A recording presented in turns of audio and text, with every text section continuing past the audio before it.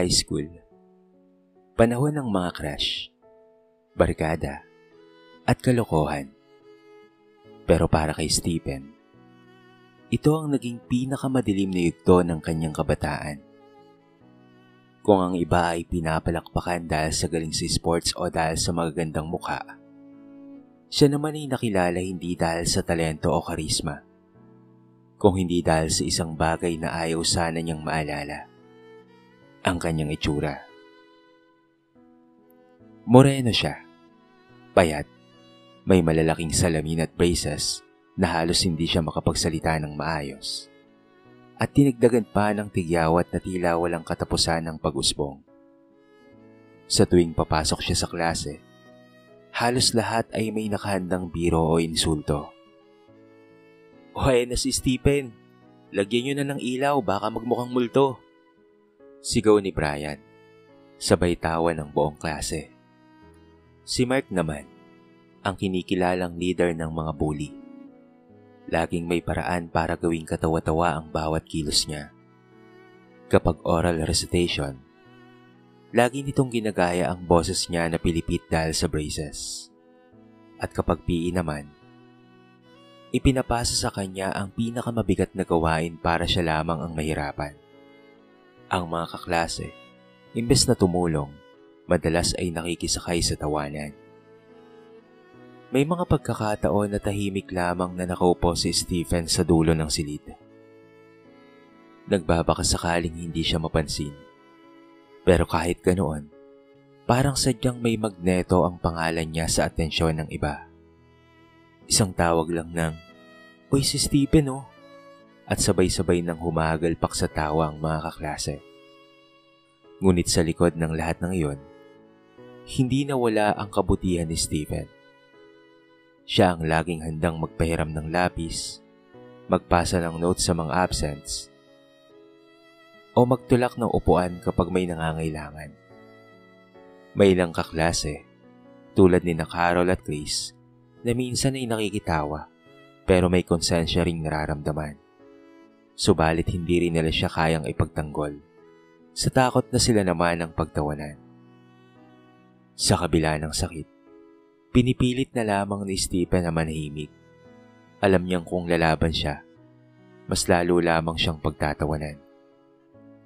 Kaya ang tanging pananggalang niya ay ang kanyang mga pangarap.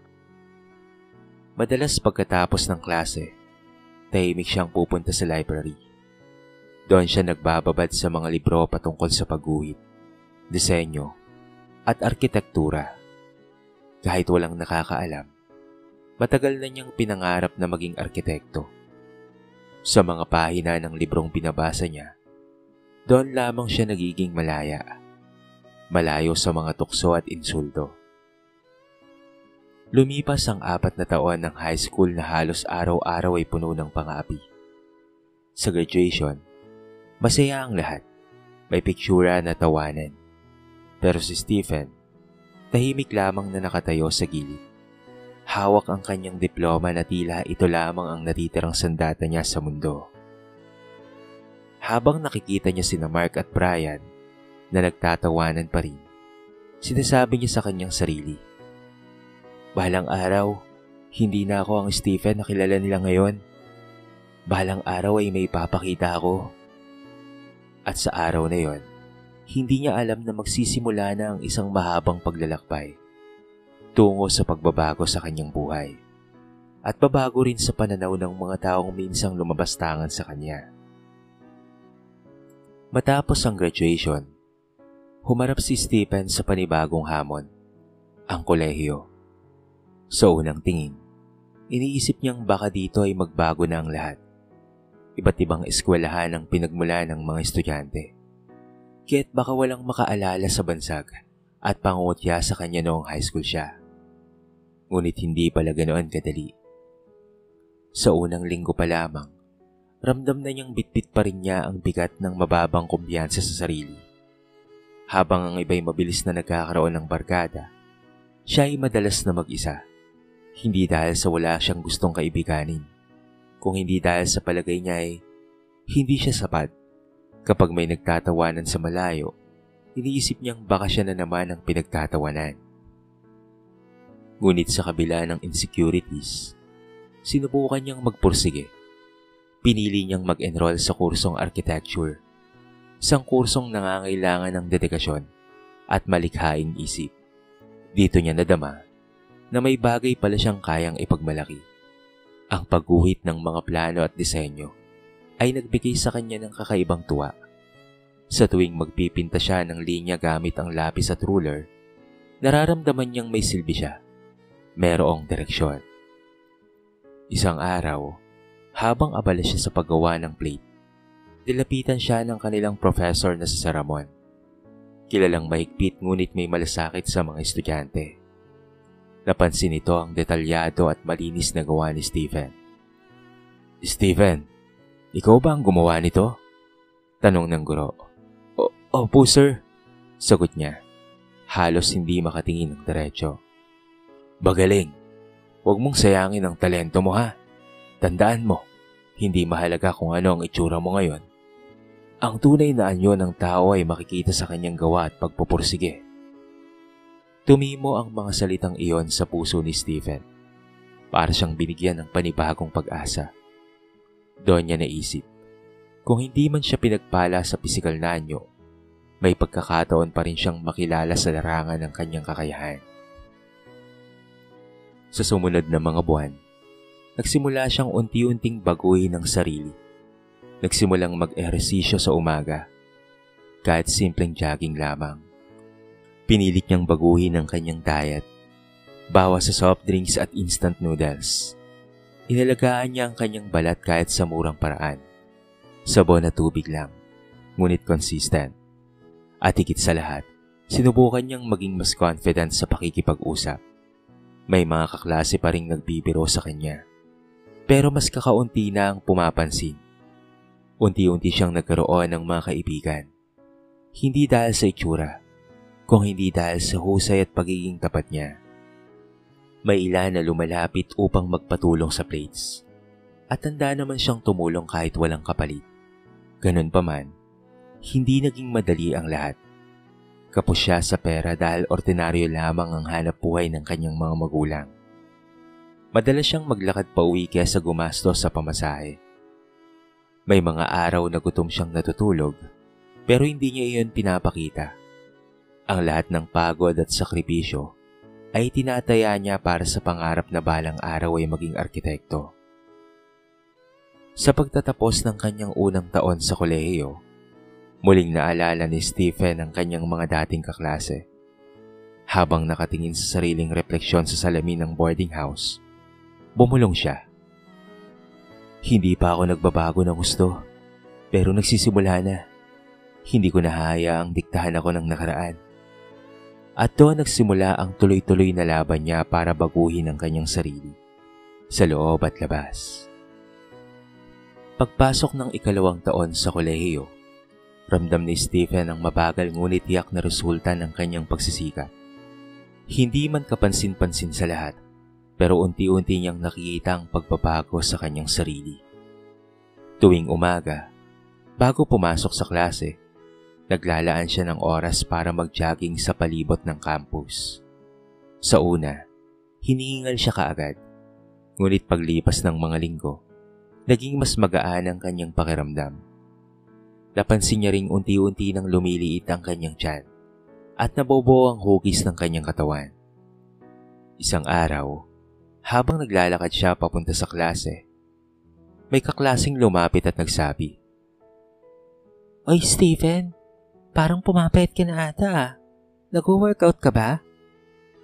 Napangiti siya at simpleng tumangulang.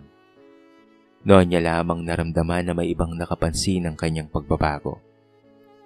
Bukod sa pisikal na aspeto, nagsimula rin siyang mag-invest sa kanyang sarili.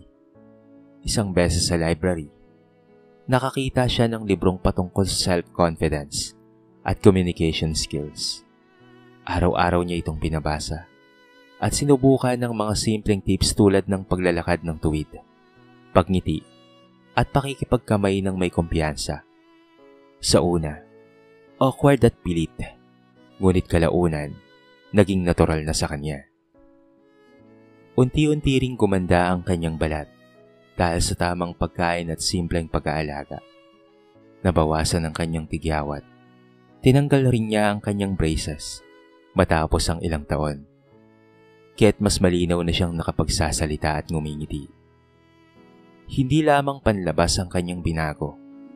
Sa klase, naging mas aktibo siya sa recitation at group works. Kapag may project, siya ang kadalasang nagiging leader. Dahil sa galing niya sa pagguhit at pagdidisenyo.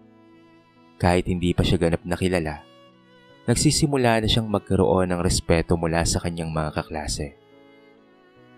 Ngunit hindi lahat ay madali. May mga gabi pa ring bumabalik sa kanya ang mga insecurities.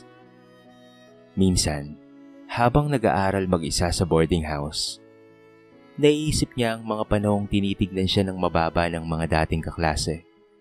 Para bang may boses sa isip niya na nagsasabing, kahit magbago ka pa, hindi ka nila tatanggapin. Pero palagi ring sumasagi sa kanyang isipan ang mga sinabi noon ni Sir Ramon. Ang tunay na anyo ng tao ay makikita sa kanyang gawa.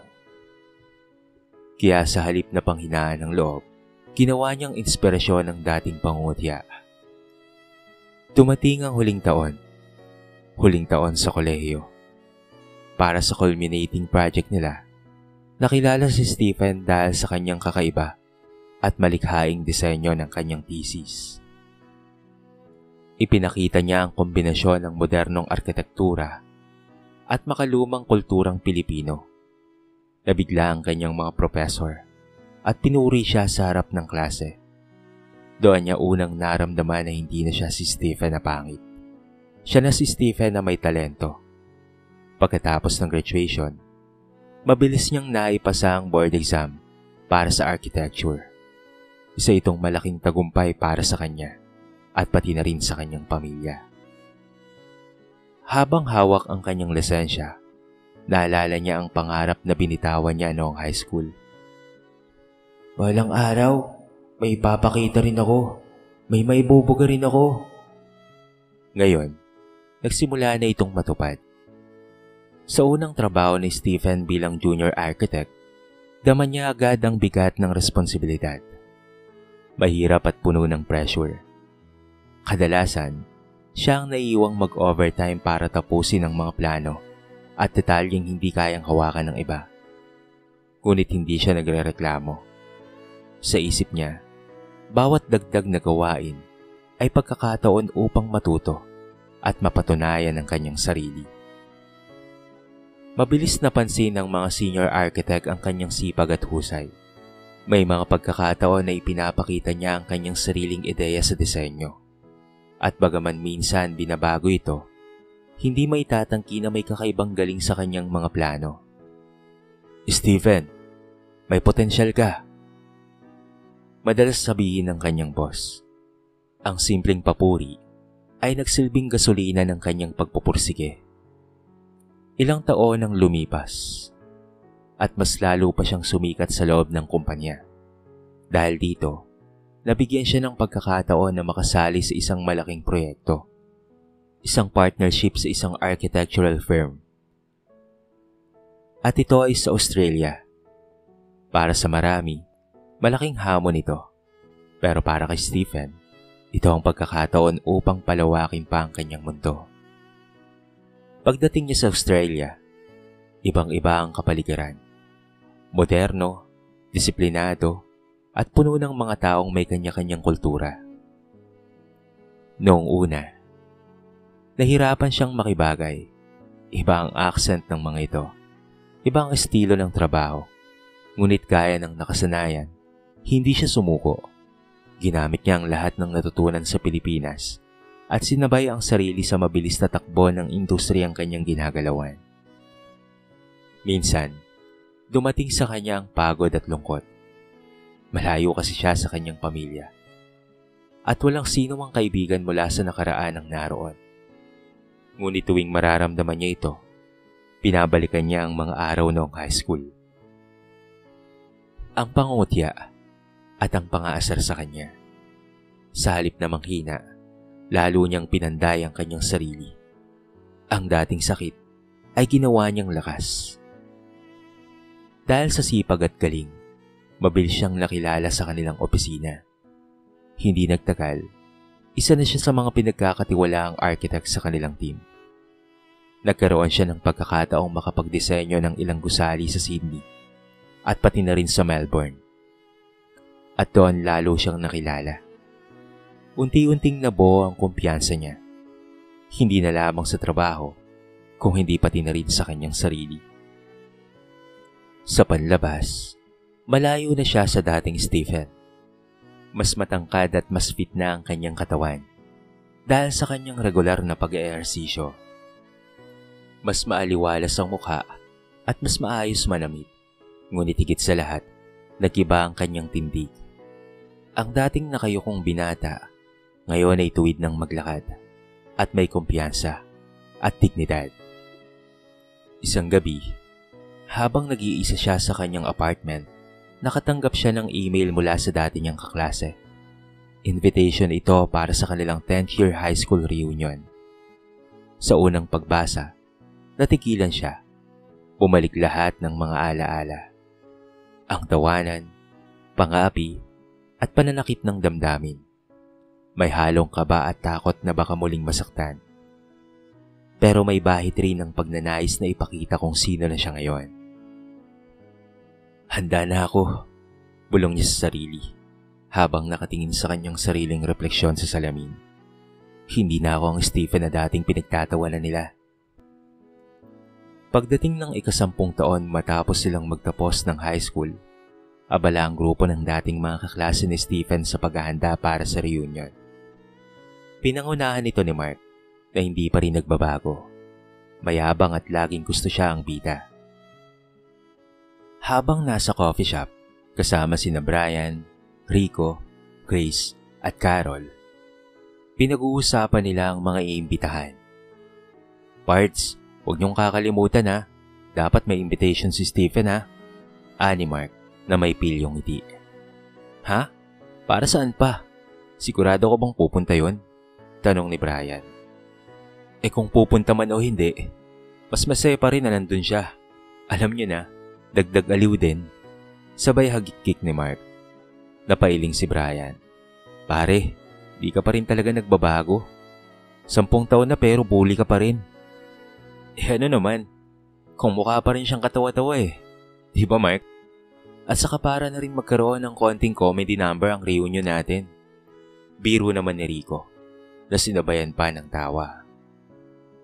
Tahimik lamang si Grace, pero hindi rin niya maitago ang pag-aalinlangan. Kamusta na kaya siya ngayon? Nakatapos kaya yun ng pag-aaral? Tanong niya. Naku, kahit makatapos pa yun, sa pleasing personality pa lang Bagsak na kaagad sa kumpanya. Banat naman ni Rico, na agad sinundan ng malakas na halakhakan ng barkada. Habang masayang pinag-uusapan ng iba ang reunion, nasa kabilang panig naman ng mundo si Stephen. Nakaupo siya sa kanyang apartment sa Australia. Hawak ang imbitasyong ipinadala sa kanya. Matagal niyang tinitigan ng sobre. Tila nakaramdam siya ng halo-halong emosyon. May kaba, may inis, pero higit sa lahat, may pananabik. Reunion? Bulong niya. Ito na siguro ang tamang panahon. Pinaghandaan niya ang araw na yon. Nag-ayos siya ng kanyang leave sa trabaho. Bumili ng maayos na kasuotan. At sinikurong nasa pinakamaganda siyang anyo. Hindi para ipagyabang, kung hindi para ipakita sa sarili na nalampasan na niya ang kanyang nakaraan.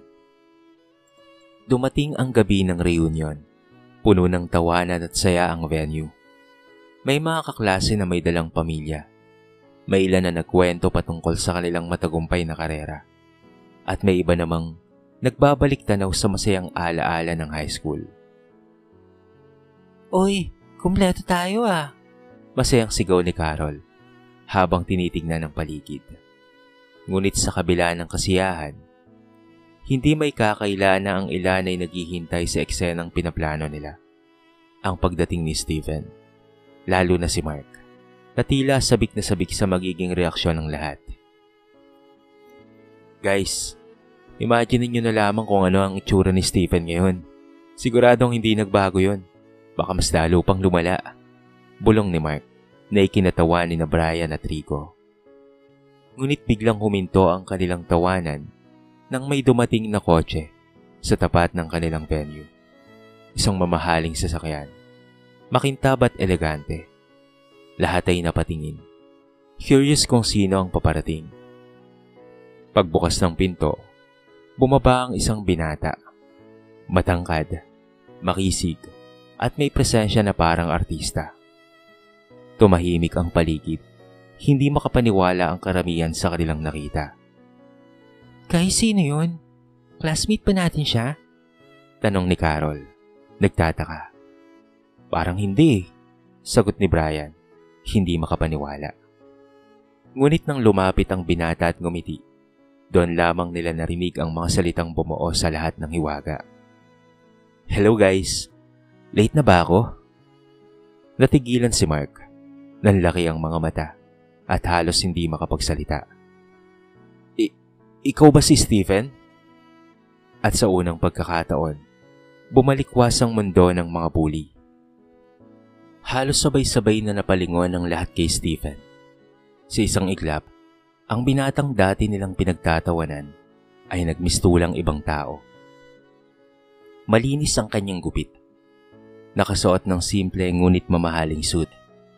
At may tindig na parang profesional na sanay na humarap sa maraming tao. Ang kanyang ngiti, dati alangan at itinatago ng braces. Pero ngayon ay maluwag at puno ng kumpiyansa. Tahimik ang buong hall. Parang tumigil ang oras. Si Carol ang unang bumawi mula sa pagkabigla. Grabe, hindi ko siya nakilala. Ang gwapo niya. Mahina niyang bulong na narinig naman ng iba. Napanganga si Brian at napakamot ng batok. Halatang hindi makapaniwala.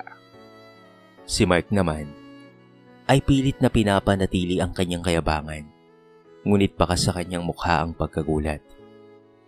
Tol, ikaw nga ba yan? Ikaw ba si Stephen? Tanong niya na halos pautal. Oo, ako nga. Sagot ni Stephen. May bahid ng tawa sa boses. Pasensya na kung nahuli ako ha. Medyo natagalan kasi ang biyahe mula sa Australia. Parang may bomba na sumabog sa venue nang marinig nila yon. Australia? Halos sabay-sabay na reaksyon ng mga dating kaklase. Oo, sagot ni Stephen. Pero mahinahon. I've been working there for a few years now. Architect na ako. Pero nung nalaman kong may reunion tayo, naisip ko, magandang pagkakataon ito para makauwi at makapiling kayong lahat. Nagkatinginan ng lahat, hindi makapaniwala na ang dating tampulan ng tukso na halos walang tumatangkilik noong high school ay ngayon isa ng matagumpay na arkitekto sa ibang bansa. Habang kinakamayan ni Stephen ang kanyang mga dating kaklase, halatang marami ang napahiya, lalo na sina Mark at Brian, pati na rin si Rico, na kanina lamang ay sabik na sabik pang pagtawanan siya. Hindi nila akalain na haharap sila sa isang Stephen na higit na mas malayo na ang narating kesa sa kanila. Pare, ang laki na ng pinagbago mo, ani Rico. Hindi alam kung papuri ba o pang-aatras ang kanyang tono. Salamat pare, sagot ni Stephen habang nakangiti. Pero hindi lang naman ako ang nagbago. Sigurado ko, lahat tayo ay may kanya-kanya ng kwento. Hindi nagtagal, unti-unting lumuwag ang tensyon. Marami ang nagsimulang magtanong patungkol sa trabaho ni Stephen, kung papaano siyang nakapunta sa Australia, at kung ano ang sikreto niya sa pagbabago.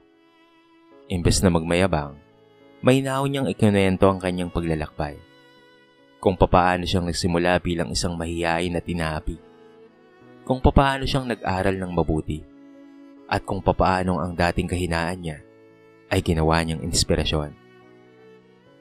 Habang nagsasalita siya, marami ang tila natamaan. Si Grace na dati nakikitawa lang sa mga biro laban sa kanya, napayuko at napabulong sa sarili. Dapat noon pa, pinagtanggol ko na siya. Si Carol naman, hindi maiwasang humanga Hindi lamang sa panlabas na anyo ni Stephen, kung hindi sa kanyang kababaang loob sa kabila ng tagumpay. Samantala, si Mark ay hindi mapakali. Alam niyang siya ang pinakamaraming kasalanan kay Stephen. Ngunit kabaliktaran si inaasahan niya, na baka gantihan siya o ipahiya sa harapan ng lahat. Ngumiti lamang si Stephen at inabot ang kanyang kamay. "Kamusta ka na, Mark? Ang tagal nating hindi nagkita." Nanginig ang kamay ni Mark habang tinatanggap iyon. At sa kanyang isipan, paulit-ulit na umuukit ang tanong, paano nangyari to? Paanong ang dati naming inaapi? Ngayon ay higit pa sa amin. Habang nagpapatuloy ang reunion, unti-unting nagbago ang ihip ng hangin. Ang kasiyahan, na kanina'y puno ng yabang at kantsawan, ay napalitan ng katahimikan at pagninilay. Ang lahat ay hindi pa rin makapaniwala sa harap nila. Si Stephen ang dating binatilyong tampulan ng tukso, ngayon ay isang matagumpay na arkitekto na galing pa sa Australia. Sa gitna ng programa, inimbitahan ng MC si Stephen upang magsalita. Halos lahat ay nakatingin sa kanya, naghihintay ng mga salitang maaaring bumawi o magparusa sa mga nakaraan. Ngunit nang magsimula siyang magsalita, ang tinig niya ay mahinahon at puno ng kababaang loob. Una sa lahat, pasimula niya. Natutuwa akong makita kayong muli. 10 taon nang nakalipas. Marami sa atin ang nagbago. Marami rin ang nagtagumpay. Pero higit sa lahat, natutunan kong ang tunay na sukatan ng tao ay hindi ang itsura, hindi rin ang kayamanan, kung hindi ang paraan ng pagharap sa buhay. Tahimik ang lahat. Si Brian na dati laging mahirit, ngayon ay nakatungo lamang. Si Grace ay nakikinig ng mabuti, halatang tinatamaan ng bawat salita. Hindi ko rin itatago, patuloy ni Stephen, na mahirap ang pinagdaanan ko noon. Araw-araw, iniisip kong wala akong halaga. Pero sa halip na sumuko, ginawa kong inspirasyon ng lahat ng pangungutya. Ginamit ko yun para patunayan, hindi sa inyo, kung hindi sa sarili ko, na kaya kong baguhin ang aking kapalaran. Napatingin siya kay Mark at marahang umiti. Alam nyo, kung hindi rin dahil sa inyo, baka hindi ko natutunang magsumikap ng ganito. Kaya sa halip na galit, pasasalamat ang nararamdaman ko ngayon. Nagulat ang lahat sa kanyang sinabi. Imbes na maghiganti, pinili ni Stephen ang pagpapatawad. At sa mismong sandaling iyon, maraming puso ang nabuksan. Tumayo si Mark, bakas ang hiya sa kanyang mukha. Stephen, patawarin mo ko. Ako ang pinakamasama sa lahat. Dapat noon pa, inintindi ko na lamang ang pakaramdam mo. Pero mas pinili kong pagtawanan ka. Huminga ng malalim si Stephen at pagkatapos ay tumango. Matagal ko na kayong pinatawad, Mark. Ang mahalaga ay natuto tayo. Hindi pa huli ang lahat para baguhin ang ating mga sarili. Nagpalakpakan ang lahat, hindi dahil sa ganda ng talumpati, kung hindi dahil sa aral na dala nito. Marami ang napaluha, lalo na ang mga tahimik lamang na saksi noon sa pangapi sa kanya. Pagkatapos ng programa, lumapit si Carol at nagtanong, Stephen, alam mo ba, noon pa man ay mabait ka na. Siguro ngayon, mas lalo lang kaming humanga dahil hindi mo kinalimutan kung sino ka. Ngumiti si Stephen at simple lamang ang sagot. Kung anong meron ako ngayon, hindi dahil nagbago lamang ang itsura ko. Mas mahalaga na natutunan kong tanggapin ang sarili ko. Nagtapos ang gabi sa mainit na pagbati at pagyakap. Ang mga dating bully, napahiya ngunit natuto. Ang mga dating nakikitawa, nagising sa aral. At si Stephen, sa wakas ay nakauwi hindi bilang tampulan ng tukso, kung hindi bilang huwaran ng tapang, pagsisikap at kabutihan. Habang papalayo ang kanyang sasakyan mula sa venue, tanaw niya sa salamin ng dati niyang paaralan. Sa isip niya, ay napabulong siya Salamat sa nakaraan. Kung hindi dahil doon, hindi ko maaabot ang ngayon. At doon, nagtapos ang reunion, hindi lamang ng kanilang batch, kung hindi ng sugatang nakaraan. Makalipas ang ilang araw mula sa kanilang reunion, bumalik si Stephen sa kanilang tahanan sa Australia. Ngunit hindi niya maiwasang mapaisip sa mga nangyari sa gabing yon. Sa isang banda, natutuwa siya dahil nakita niyang muli ang mga dati niyang kaklase. At higit sa lahat, nagkaroon siya ng pagkakataong patawarin ng mga taong minsang nagbigay sa kanya ng matinding sugat. Sa kabilang banda, dama pa rin niya ang lungkot para sa mga kaklase niyang hindi pa rin ganap na nakakaahon sa kani-kanilang insecurities at maling pagtingin sa buhay. Isang gabi, habang nakatanaw siya sa bintana ng kanyang apartment, hawak-hawak ang isang lumang yearbook. Napangiti siya. Ang larawan niya noon, nakasalamin, nakayuko, tila ba walang tiwala sa sarili. Ngayon ay malayong-malayo na sa taong nakaupo ngayon. Ngunit alam ni Stephen na hindi lamang panlabas ang pagbabago. Ang tunay na tagumpay ay ang kakayahang magpatawad at ang magmahal kahit sa mga taong minsan ay naging dahilan ng iyong paghihirap.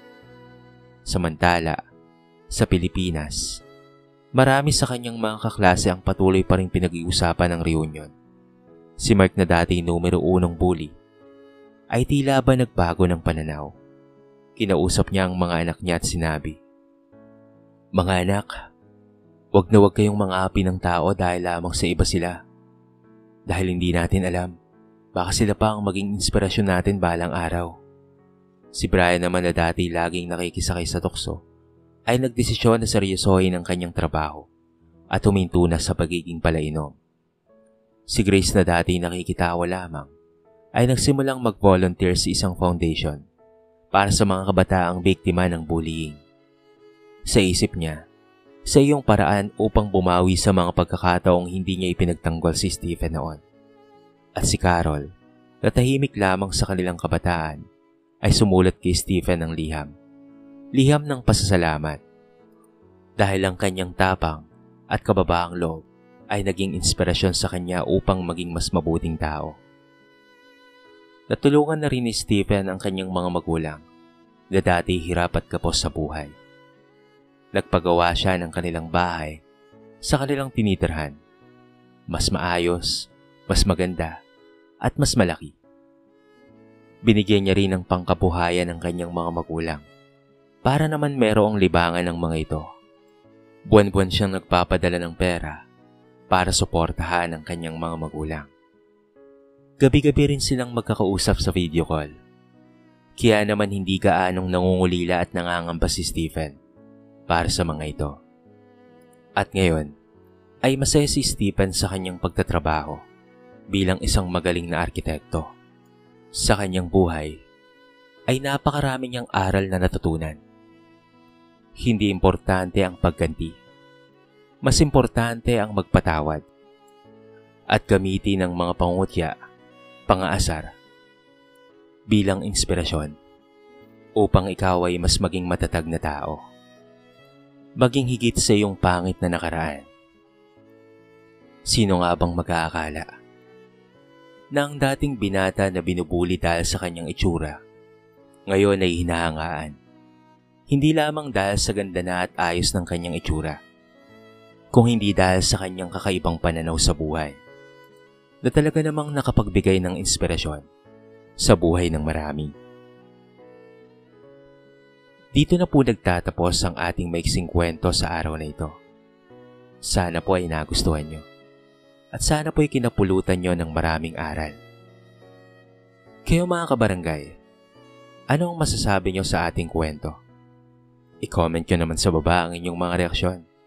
At babasahin natin ang lahat ng yan. I-comment nyo na rin kung taga saan kayo. Para naman malaman ko kung hanggang saan nakaabot ang video na ito.